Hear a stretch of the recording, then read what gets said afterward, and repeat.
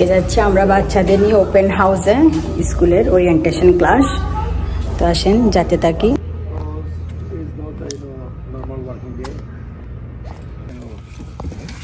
তো আমাদের বাসা থেকে স্কুলের দূরত্ব বেশি দূর না, এই 2 মিনিটের পর যাইতে যতটুকু সময় লাগে। তো এরা গাড়িতে বসে দুজনে দুষ্টামি শুরু করে দিল।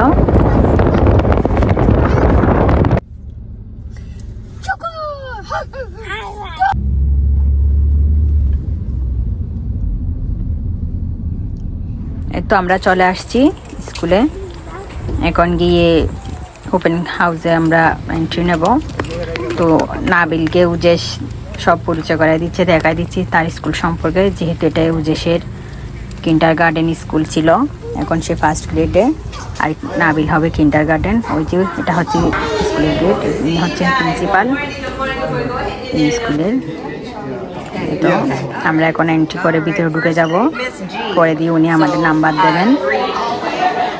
অসম্ভব ভালো এখানকার টিচারগুলি, খুবই আগ্রহের সহিত সবাইকে ডেকে সব কিছু বুঝিয়ে দিচ্ছে।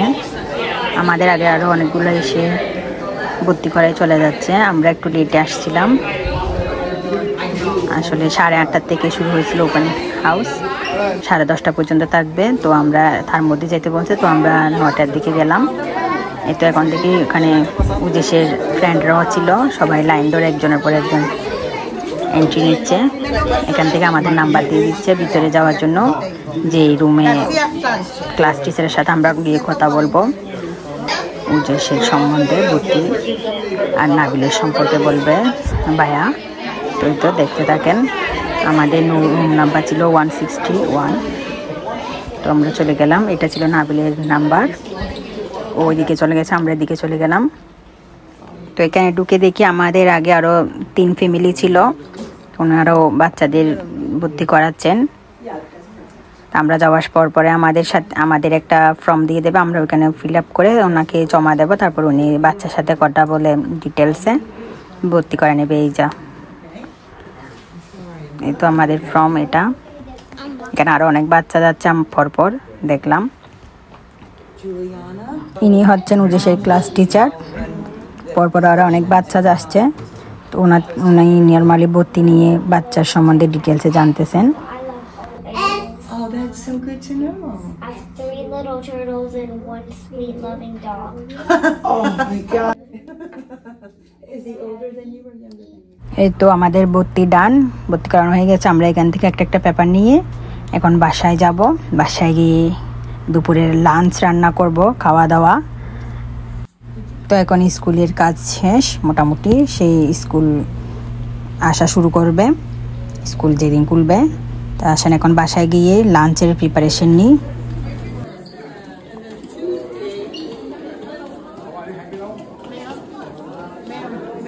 লেক থেকে কতগুলো মাছ ধরছে দেখেন, এগুলো সব তেলাপিয়া মাছ। তো এগুলি এখন আমি ক্লিন করব, ক্লিন করে রান্না করব। আমাদের পাশে যে লেক আছে, লেক থেকে বড়শি দিয়ে মাছগুলো ধরছে। তো আমি গ্লাভস পরে নিলাম, এখন মাছ ক্লিন করব।